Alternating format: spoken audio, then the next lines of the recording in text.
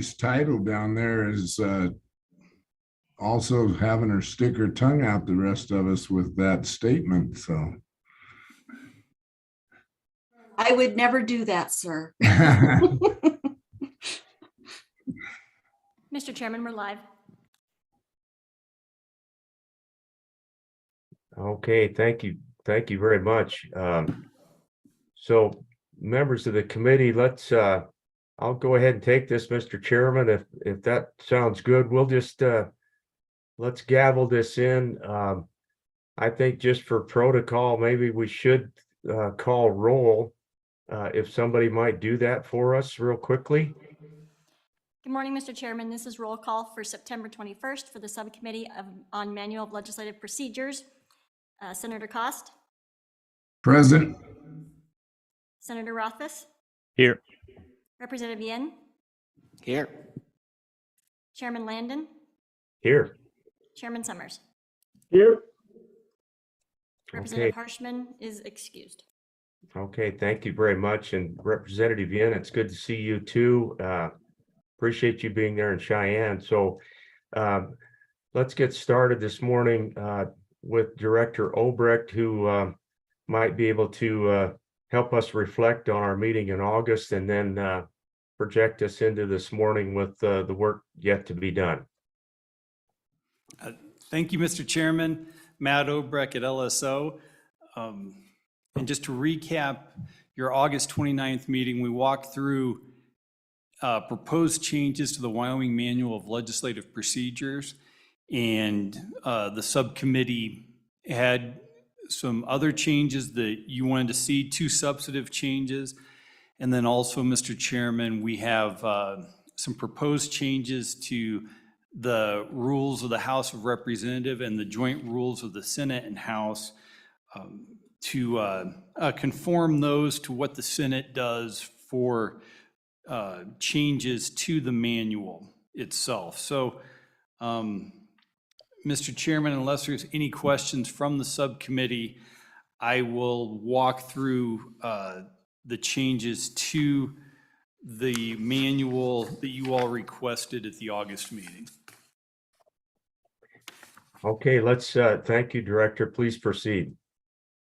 Great. Mr. Chairman, the first change is on page 1 of the manual, the draft manual that is now dated August 29th, 2022. And the first change, like I said, is on part 1 or on page 1 at the very beginning, a new part A. The authority of the Wyoming Manual of Legislative Procedures is specified in Joint Rule 10 and Senate Rule 1-1. House Rule 1-1 addresses the nomenclature for the Wyoming Manual of Legislative Procedures. The precedence of this manual is also addressed in its introduction. 1, the provisions of the Wyoming Manual of Legislative Procedures may be suspended as to a particular action of a House by a majority vote of the elected members of the House or elected members of the Senate for actions in their respective bodies. A ruling of the presiding officer based upon an interpretation of the Manual of Legislative Procedures or based upon application of a provision of the manual, which is noted within that manual as precedent or practice of the Wyoming legislature shall be subject to appeal to the body of the House or Senate and a majority vote thereof.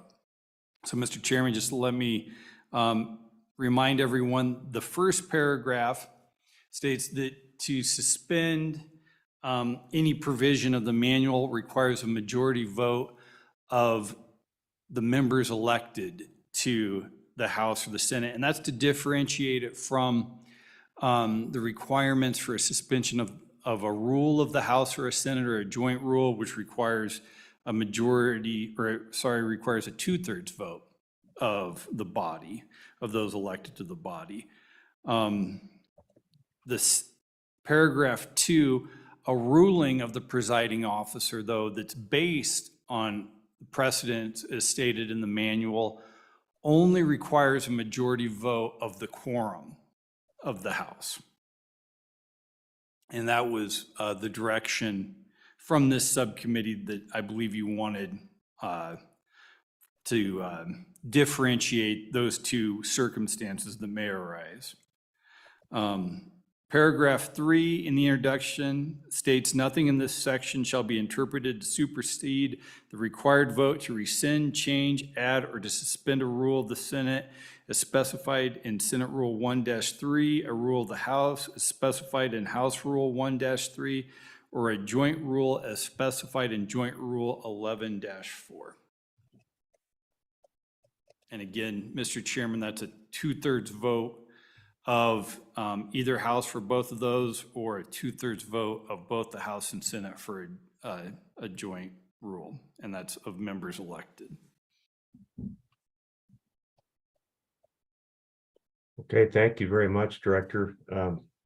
Comments or questions, committee? Senator Rothfuss.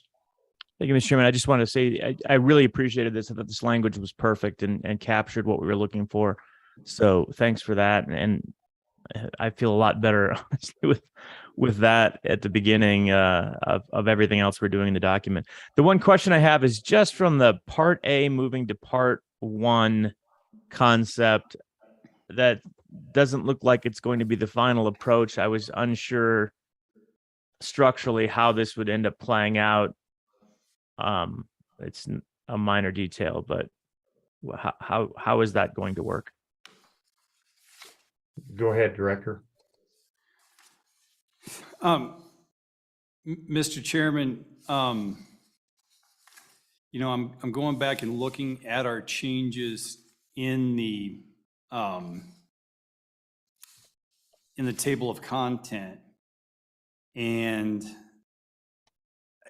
Part A was added purely to differentiate itself from the actual numbered parts, which kind of lay out the different, I would say, the different categories of the manual. We could make Part A, Part 1, and renumber from there. And I think, and would take the subcommittee's direction on how you wanted to proceed with that. Because I don't think, Mr. Chairman, there's a Part B in the manual. Mr. Chairman, Go ahead, Mr. Co-Chairman. Mr. Chairman, I like the Part A. I think it fits better than putting it as a number in that other list.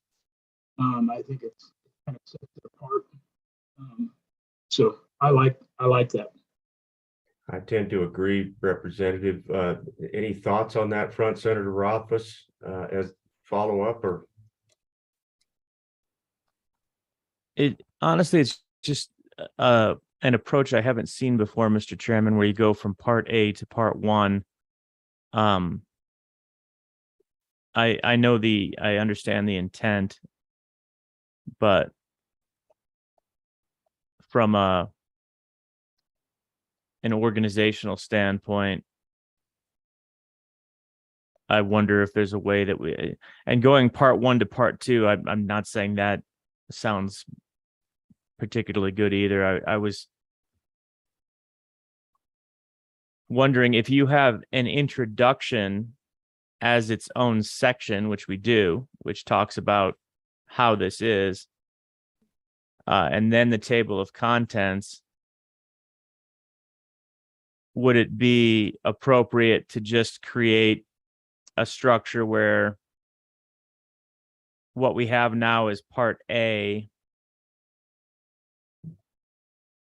becomes effectively the equivalent of the introduction, where it gets its own little pre-index page number, isn't a part, but it just lays it out. And maybe that isn't good because we want to be able to point to specific language. I don't know. I'm just.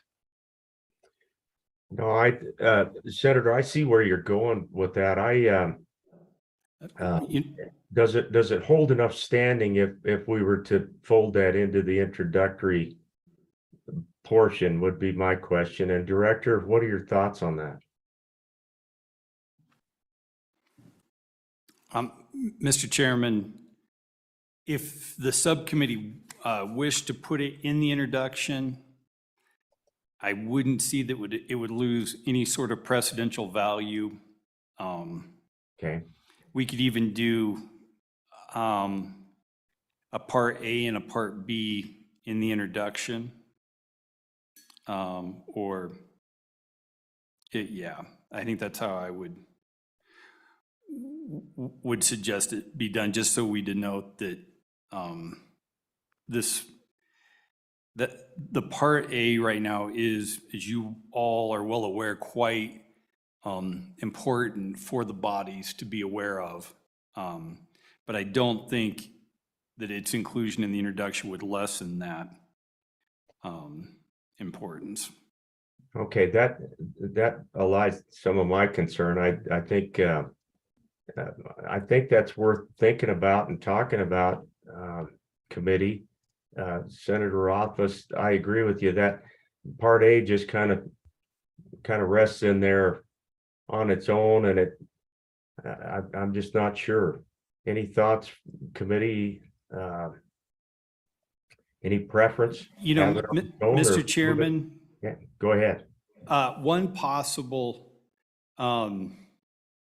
one possibility is, instead of on the page that's named introduction right now with the Roman numeral 1, we simply don't call it the introduction. We just state that it's the Wyoming Manual of Legislative Procedure and lay out those things that are on that page. And then we rename part A as the introduction, but leave it where it is after the table of contents.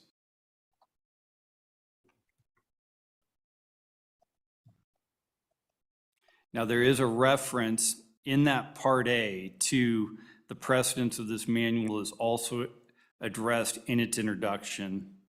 We would just have to come up with new language, something like is addressed on page, Roman numeral 1 of this manual. So this is Chris again, and I think instead maybe I just won't get hung up on this. I think it works. I don't know that any of the alternatives work particularly better. I guess the only other thing I might say is everything else is numbered as a page number in the table of contents. So we probably need to have a 1 after it. And then maybe we just go with its current structure. I don't see a solution that I necessarily like better than what I'm currently criticizing, and it's not bad by any stretch. It's just it was slightly confusing when I saw it. Yeah. So Senator Cost. Obviously we want this to be not overlooked but read, and so maybe if we made it page 1 and we didn't even call it part A, we just said page 1 and we had that, and then you went on to page 2, which was part 1, and that might move it on from this is the ground rules for starting on everything. I don't know. I was just trying to think of a different way to address it that might meet what Senator Roufus was talking about. The part A and the part 1 do seem to be a little bit different or out of order. I don't know the best way to say that.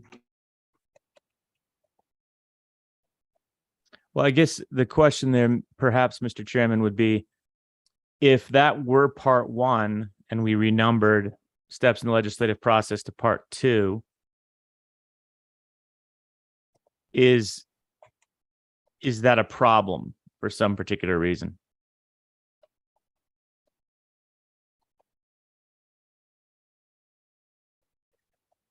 Mr. Co-Chairman, any thoughts on that?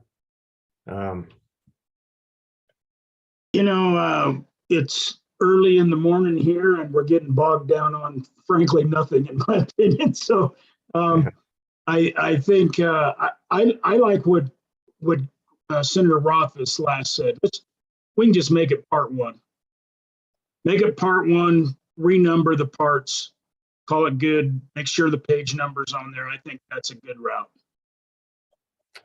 Yeah, I think, Director, unless you have any concerns there, I think the committee leans toward just a renumber so it cleans up the contents a little bit.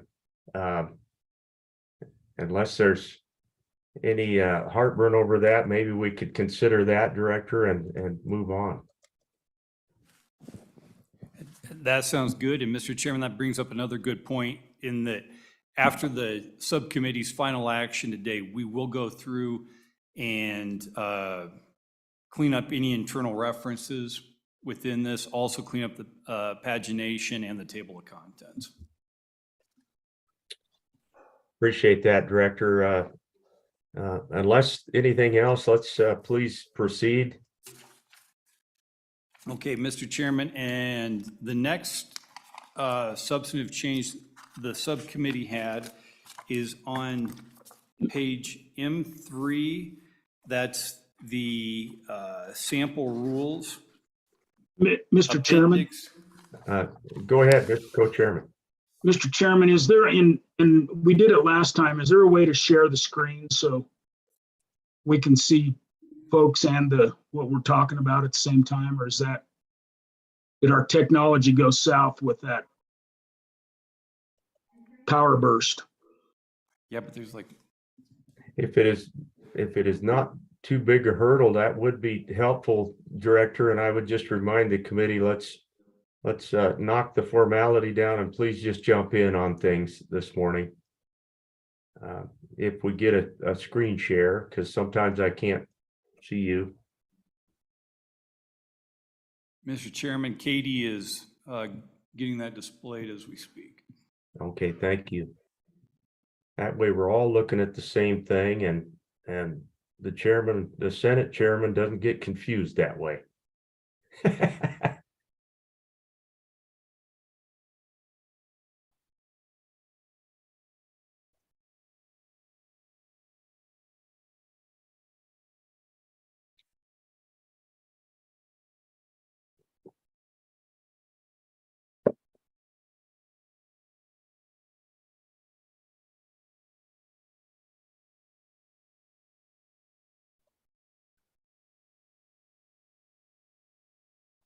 Katie, there you go. Now you're getting into the ballpark for us being able to see that clearly. So thank you for it. Perfect.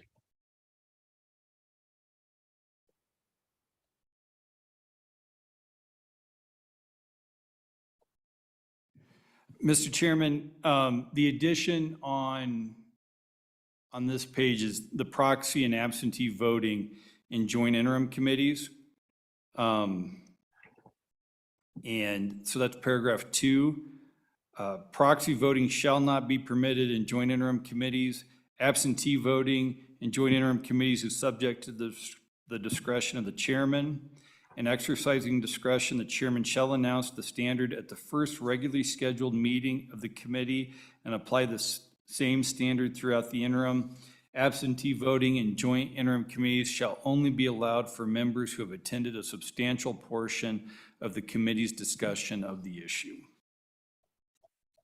Mr. Chairman, first, I think this addresses the subcommittee's concern that in the Wyoming legislature, we use the term, historically have used the term proxy voting, but that term, as it's defined in Masons and as it's used in some other legislative bodies, would actually mean that you give your vote to another member and allow that member the discretion to vote as that member would choose.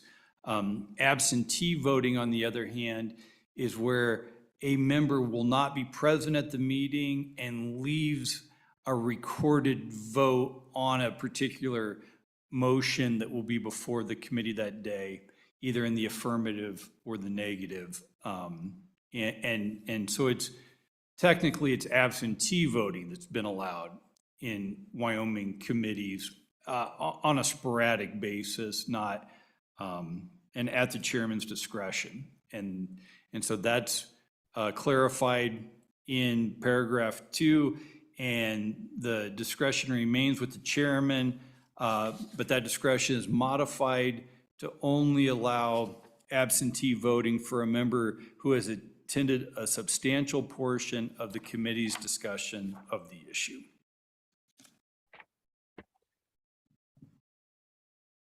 Director, this, I think, really captures, what we talked about in August. Committee, any thoughts about? It sure looks good to me. I think it's perfect. Okay. Okay. Mr. Chairman, the one question I would have, it says, in exercising discretion, the chairman shall announce the standard at the first regularly scheduled meeting. We usually have what would be a default standard, because invariably chairs do not mention or even talk about their rules. They go with whatever the default is. In this circumstance, there is no default as I read it. Should we have, and we talked about that last time a little bit, what a strict default standard of some sort, where unless you announce an alternative, there needs to be something in place. What does everyone else think about that? And Director Obrecht, am I wrong? Would there be a default on how absentee voting would be handled? So, Chris, it seems like that the default would be absentee voting is subject to the discretion, which means unless the chairman says otherwise. But go ahead, Director. Yeah, Mr. Chairman, I can see Senator Rothfuss's point. It's the question is whether absentee voting would be allowed or not allowed. And there is no default position on that. If the chairman doesn't announce, then, does he retain that discretion on the third meeting to decide whether absentee voting is allowed or not allowed? Gotcha. Exactly my thought, Mr. Chairman. Yeah, So- yeah, that makes sense, Director and Senator. I see where you're going. So maybe we might want to consider that absentee voting will not be allowed unless the chairman decides to do so. Mr. Chairman, I'd make that motion. Uh, If we want to capture that as an amendment to this document. So a motion by the co-chairman and seconded by Senator Cost. Discussion. And Mr. Chairman, maybe just for subcommittee discussion, I think the way that I would suggest wording that is absentee voting in joint interim committees is subject to the discretion of the chairman. In exercising discretion, the chairman shall announce the standard at the first regularly scheduled meeting of the committee and apply the same standard throughout the interim. And first, maybe we'll just mention that this is different than the changes to the sample rules, because that's done at the beginning of the biennium, not of the interim.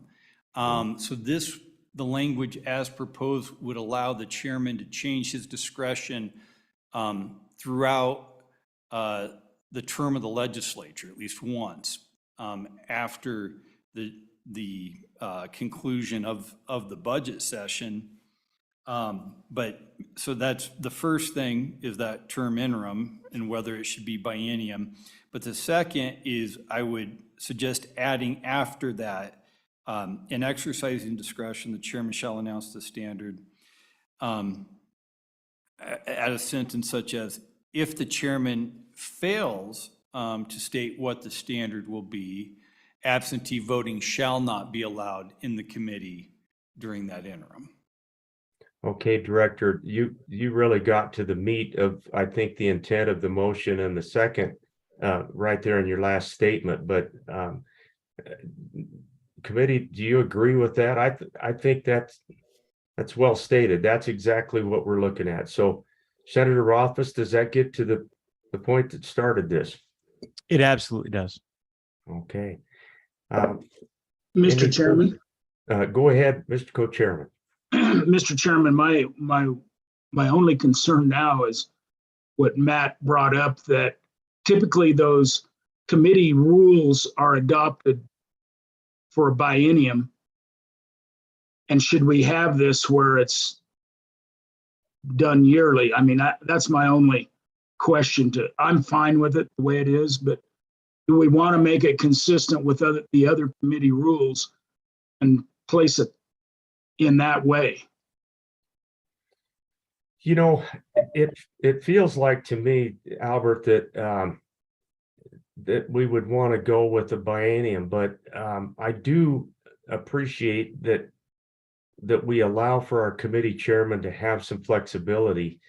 I just want to make sure that we hammer home the point that we're not going to allow absentee voting in these interim committee meetings unless there's a very good reason by the chairman. That's really what we're getting to. And, you know, I'd be good going to a biennium on this, but what's your thoughts, committee? Anybody else? Senator Rothfuss. As Matt was saying that, I was contemplating, we do everything else by the rules of the committee that are adopted in the beginning or default rule. An alternative to what we have here is that it could be that absentee voting is prohibited unless otherwise specified or agreed to in the adopted committee rules. So at that point, you've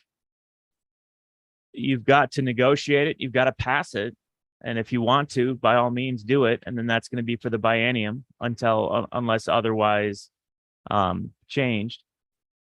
But it requires then a vetting of the committee instead of just chairman's discretion at some point. Okay, just as a reminder, we're discussing a conceptual amendment that is on the floor related to absentee voting. And Director, Senator Rothfuss makes a point that we might want to consider. What are your thoughts on that language? You know, Mr. Chairman, conceptually, absolutely at the subcommittee's discretion, you know, in determination on whether to prohibit absentee voting absent full committee action at the beginning of the biennium, or leave that absentee discretion to the chairman to decide. And maybe, you know, this might muddy the water a little bit more, but I think it is important for everyone to consider. This discretion resides with the chairman and not with the chairman. So that being the case, what if there is an agreement on the chairman at the beginning of the biennium on what discretion to use in absentee voting? That would be taken away with Senator Rothfuss' approach of the full committee voting. Now, what that might not alleviate is if you've got a disagreement between the House and the Senate on whether absentee voting should be allowed. And then that kind of kicks up to the bigger issue that's raised in paragraph 1 above. But anyways, just if that would be the subcommittee's will, I think that could be more workable in a lot of situations. Yeah. You know, Director, that's a great caution right there. The only hesitation I would have, Senator Rothfuss, is if you go in that direction, it does take away that discretion. And in the case of of the two chairmen having a disagreement, then you simply don't have the agreement to allow absentee voting. For example, and I don't know that I'm completely comfortable with a committee being able to override the wishes of the two chairmen, for example, in the vote of a rule at the beginning of a biennium. I just like the ability of a chairman or two chairmen being able to say, look, Representative Smith has had something come up. He's got to be here, there, or elsewhere. I think we should allow him to vote on this bill. I guess that's where I'm coming down on it.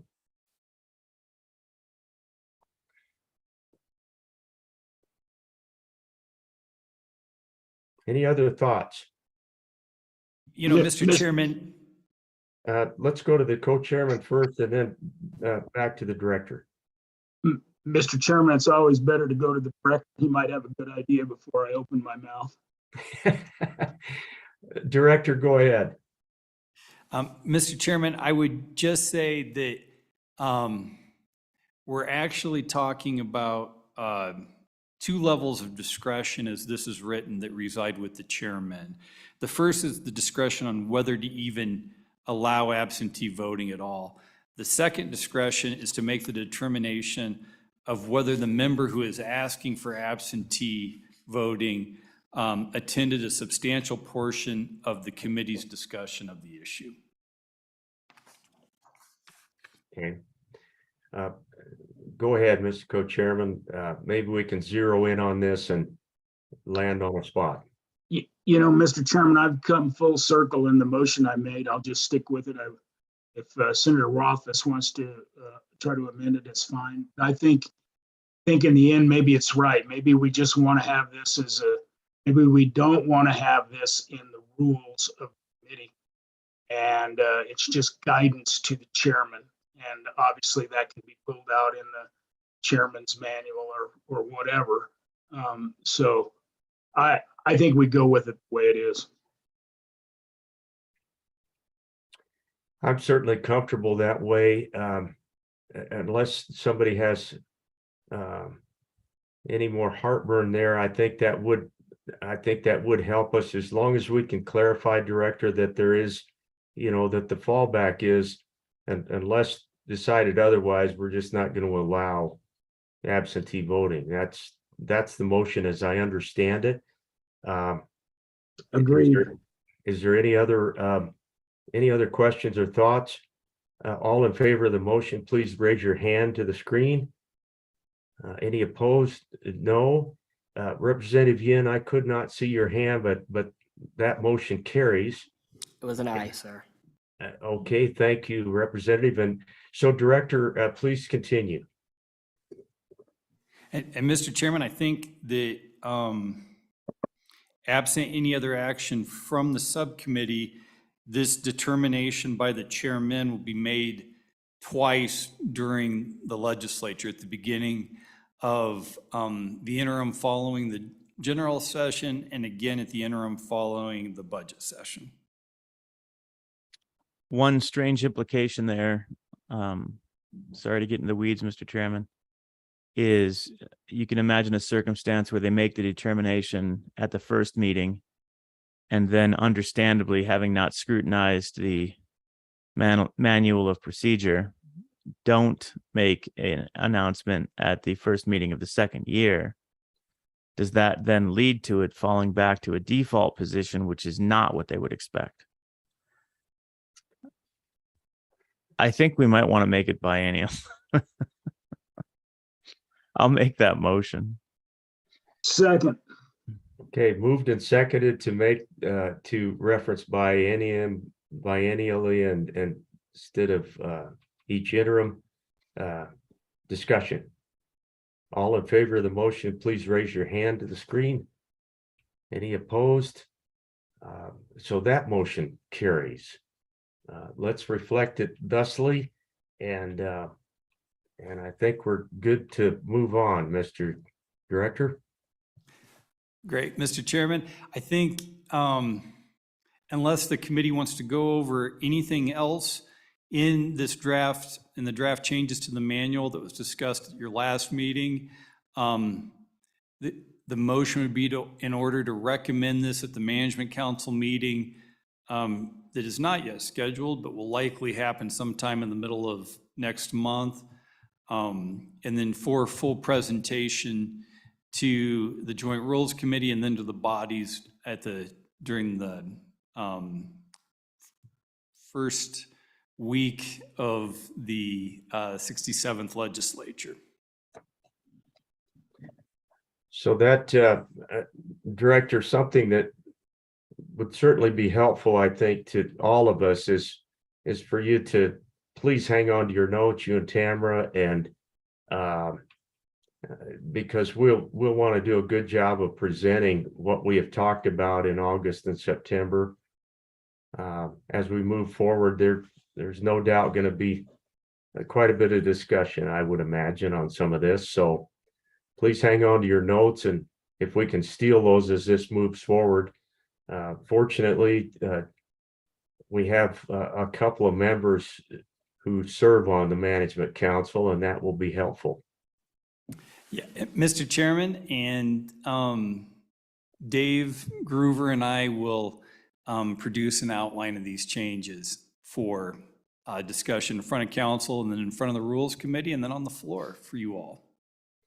Thanks. And I'll make that motion that was outlined by Director Obrecht. Okay. Do I have a second on that motion? Senator Cost, seconded. All those in favor of that motion, please raise your hand. Okay, and Representative Yin, I don't see your hand there because I'm just an eye. Okay, thank you very much. It's like a 1 pixel hand. There you go. Yeah.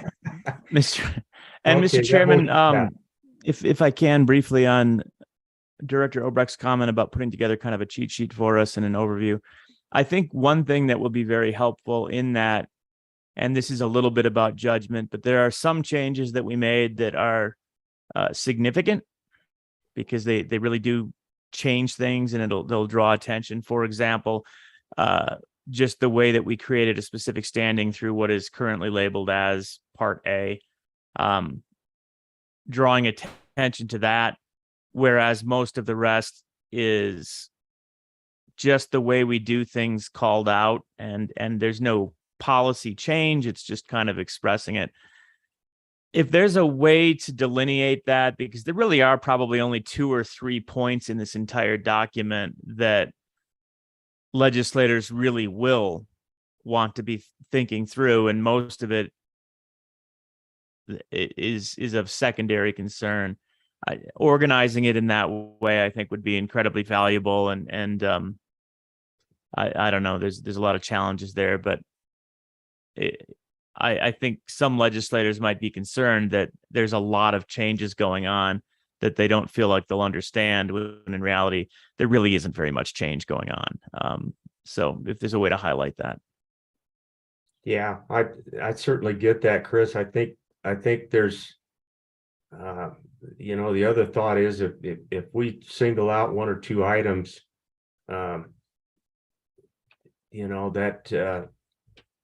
that might tend to create even more discussion on those. But I agree with you. I think really what we're doing is just documenting the way we do business. And by the way, Mr. Groover's not with us this morning, I don't think, and want to tip our caps to him again, Director, if you'll do that. We really appreciate all his work. But thoughts about what Senator Rothfuss brought up? I think those are good points, Chris. I think that'd be fine. Mr. Chairman. Mr. Co-Chairman. Mr. Chairman, thank you. I think as Matt will run through this document, much like he did with us, with Management Council, and he highlighted those with staff notes, and I think so you can have a staff note that said, this was a discussion, and I think he's got that already laid out, and I think the staff notes will work fine, and then his subsequent discussion, and then you or Chris and I's we'll back him up on what we're thinking. Yeah, well stated. Yeah, thanks, gentlemen. Any other thoughts by the committee? Director? Mr. Chairman, I think that's a good idea, and we'll structure your notes accordingly. Okay. Anything further for this morning, Director? Mr. Chairman, first, I'll pass on your kind words to Dave. I just didn't think it was necessary to bother him with his other plans for this meeting today, but he will be in attendance at the Management Council meeting. And then whether he knows it or not, he'll be here during the session to help out. Your other the other proposed action for the subcommittee today are some potential rule changes to the House rules and also to the joint rules, and maybe for one change, or at least consideration for those senators to the Senate Rule 1 as well that deal with this manual of legislative procedure. Mr. Chairman, so the document I'm looking at is titled Proposed Changes to the Rules Related to the Wyoming Manual of Legislative Procedures. First is Senate Rule 1-1, which I don't have any proposed changes to that, and actually model the House and joint rule changes largely off the Senate Rule. Senate Rule 1-1 states, the Wyoming Manual of Legislative Procedure shall govern procedural matters for the legislature not shown elsewhere in these rules and not inconsistent with those found in the Wyoming law or constitution. Changes to this manual shall be made only by a majority vote of the members of the Senate.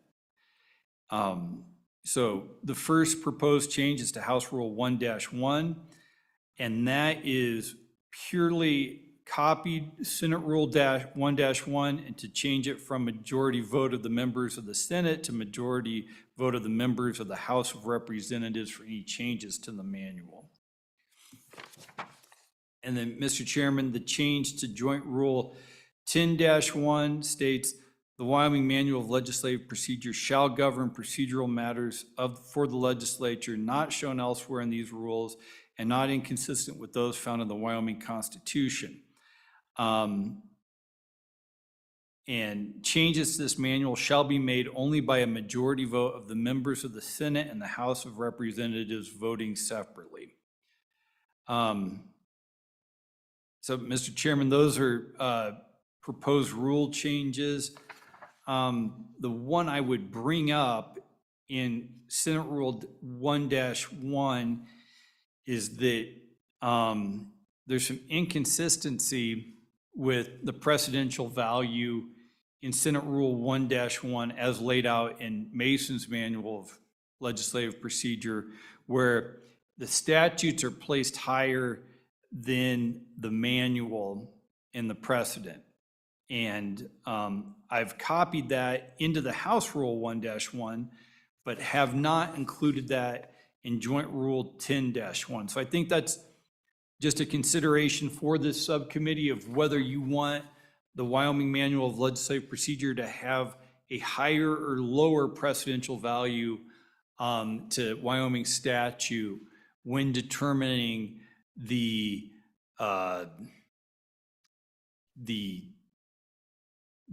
governance of the House and Senate. And I think this is an interesting question in that a statute was passed most likely not by the current legislature. And, you know, it's an axiom, a maxim, a principle of legislative procedure, of legislative canon, that one legislative body, a previous legislative body, cannot bind a future legislative body.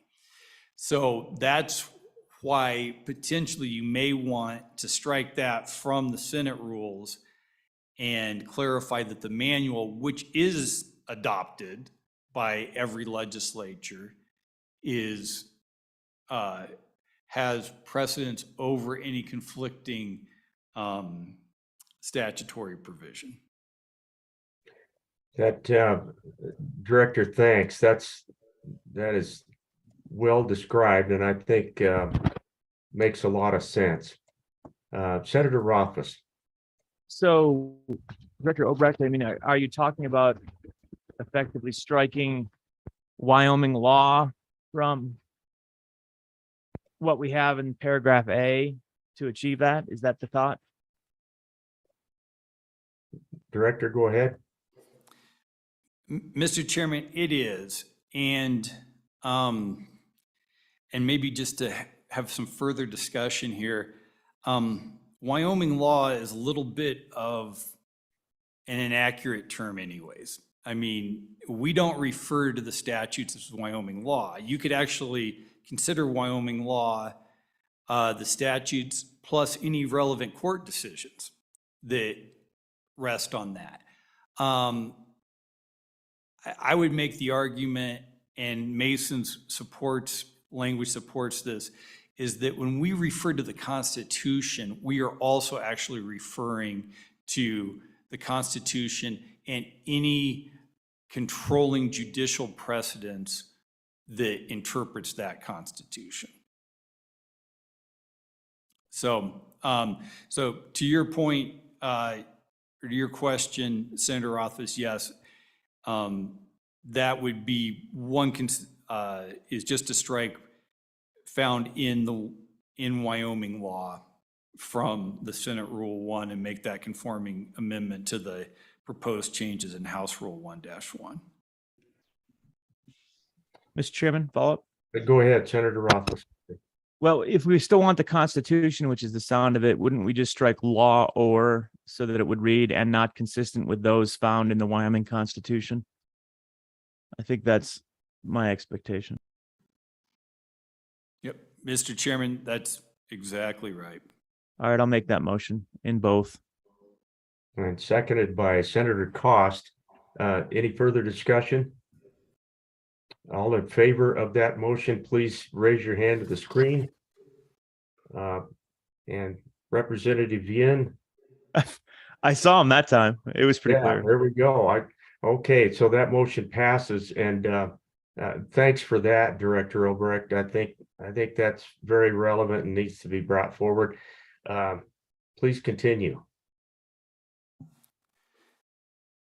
Mr. Chairman, that is the only items that I had before the subcommittee this morning.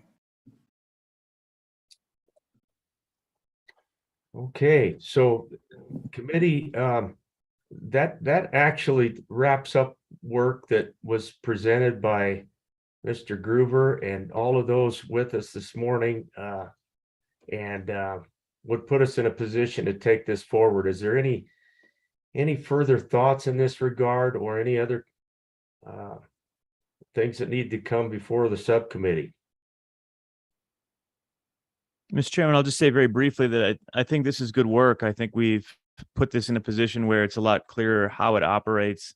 And I think it's appropriately operating now, where in the past it was a little fuzzy and murky. So thanks for the good work on this, everyone. Yeah, and I agree, Senator, and I hope that our colleagues will support us in getting this solidified and put into the manual. And I think it's appropriate that we get this caught up and in place in January. So I think that'll be good.